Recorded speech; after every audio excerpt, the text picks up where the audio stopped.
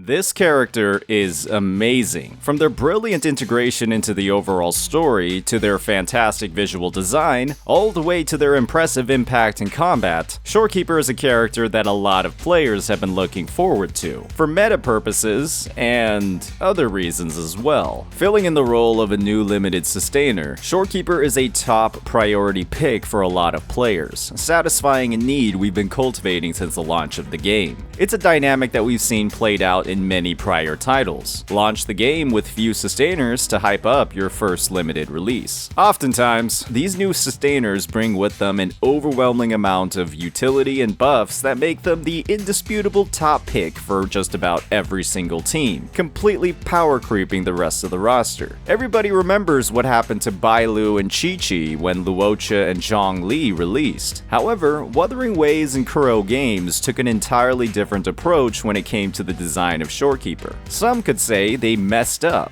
not by making her too weak, but by making her too balanced. Kuro designed her kit in a way where she's the top pick for certain team lineups, but loses that title in others. Shorekeeper brings a lot to the table, but doesn't overshadow the rest of the existing cast of healers while doing so. Many can view the assets she brings, like massive crit rate and damage buffs, as completely overpowered, but these tools come at a cost. While these effects are incredibly powerful on paper, in practice it takes quite a bit of effort and careful roster planning to bring out her full potential. She's designed for hypercarry lineups featuring characters like Jian, Shangli Yao, or even the free Havoc Rover, and she fulfills the role as their best in slot support while remaining a solid but still inferior option compared to Verena in other lineups. She's simply incredibly balanced. Today we'll be diving into why this is the case, breaking down how Shorekeeper's mechanics make her a fantastic addition to hypercarry lineups, where those interactions balance her performance across other teams, and why, despite being a limited sustain character, she doesn't blatantly power creep the rest of the support roster. Kuro, with Shorekeeper's release, has shown that they genuinely know what they're doing when it comes to long-term game balance, and it bodes very well for the future of Wuthering Waves. As always, if you're enjoying this content,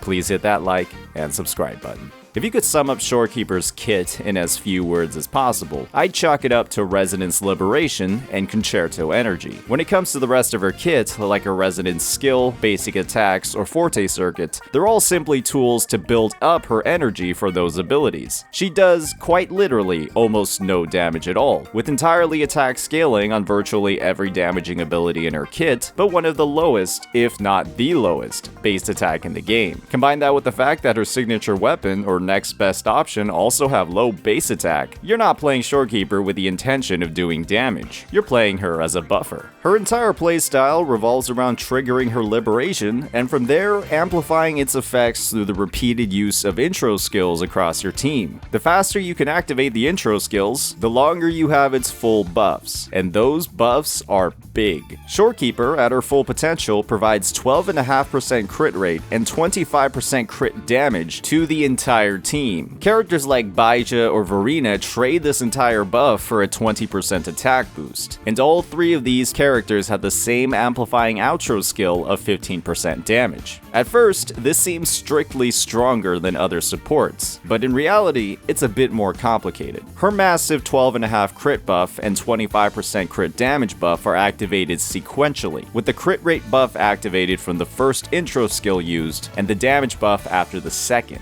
Shorekeeper herself will typically activate the first intro skill. She'll also want a second character on the team that can quickly build up Concerto Energy to chain together their intro skill immediately after hers to maximize the uptime of the second part of her buff, the crit damage. And the fact of the matter is that sub-DPS characters generate Concerto a lot faster than others. Characters like Mortefi, Yinlin, or Dan Jin can easily build up this gauge in short bursts, leaving as much uptime as possible for the full Shorekeeper buff on the main DPS of the team, typically a Jian, Shangli Yao, or Havoc Rover. When you combine the full effect of Shorekeeper's crit buffs, her own amplifying outro skill, then the amplifying outro skill of a sub DPS, your main DPS will have some of the highest damage potential in the game, and it's literally insane. Hypercarry teams, which heavily rely on stacking outro skills onto one character as fast as possible, are the main winners with the release of Shorekeeper. Shorekeeper, and it's safe to say that they had been underperforming compared to dual DPS lineups, especially when it came to characters like Zhongli Yao, who had seen more success replacing Yinlin with Changli, despite the fact that Yinlin couldn't have better buffs for him in her kit. Kuro balanced Shorekeeper's awe-inspiring performance in hypercarry teams by simply making her buffs much harder to access in other lineups, specifically dual DPS. This is because main DPS characters, the ones that are typically used in dual DPS lineups, have much slower overall concerto generation. It takes a lot longer to activate their outro skills and actually maintain uptime on Shorekeeper's full buffs, making the immediate and indefinite uptime of the buffs from characters like Verena, who simply need to use a single ability, a lot more effective in those lineups. When Shorekeeper's buffs are tied to her liberation, and she ends her liberation through her enhanced intro skill, which is also the only HP scaling and meaningful damage in her kit, so you want to use it, fast concerto energy on at least one teammate is key to reaching her full potential, providing both buffs and a small nuke across her rotation. That full potential can never be met in dual DPS lineups, unless you get Shorekeeper's S1, which increases the uptime of her liberation dramatically, and that kind of freedom with additional investment is perfectly fine. She's still a limited character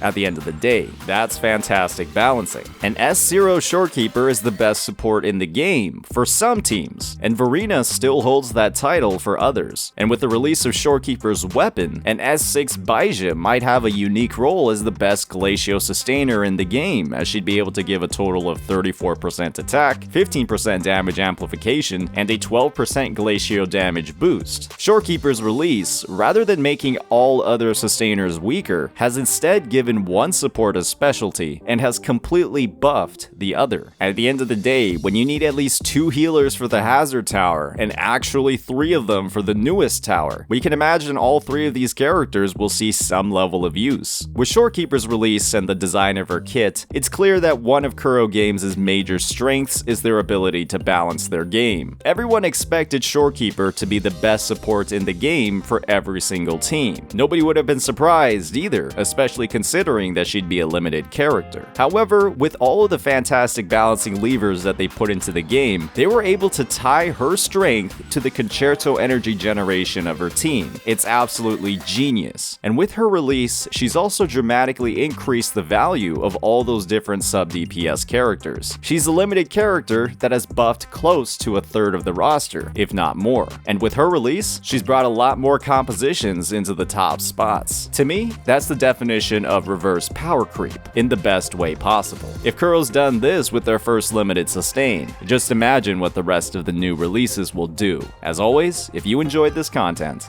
please hit that like and subscribe button. Peace out.